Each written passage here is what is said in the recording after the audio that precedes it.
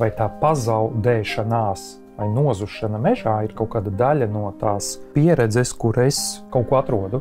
Gan jauniešu, bet arī pieaugušo spēja uzturēties dabā vai saprast, lēnām krītās. Kaut vai tāds fakts, kad aiziet uz tualeti mežā, ir diezgan liels emocionāls pārbaudījums, kā viņiem nesaprot to konceptu, kā var izrakt bedri un to, ka viņi tīri psiholoģiski nevar, vai tas, ka viņiem liekas, ka mēs ejam mežā, kurā nav tā kā takas, es saucu netakas, viņi sākas panika, tāpēc viņi domā, ka viņi pazuduši, kaut gan īstenībā ļoti vienkārši saprast, kur tu esi. Tu zini, ka Latvijā nevar īstenībā apmaldīties ilgi un vienīgi tur neej papli, bet cilvēki emocionāli tā kā norojās. Un tas ir tas brīdis, kad viņi var pazust, vai kad rogotāji pazūd un apjūk. Man liekas, jauniešiem un pieaugušiem šobrīd tas savienojums nav, vai viņi ir mazāk dabā, vai viņi neiet tādos pārgājienos, vai vienkārši dabā, laibraucienos, kur viņiem tā vide, tā daba ir, liekas pārāk bīstama vai nesaprotama.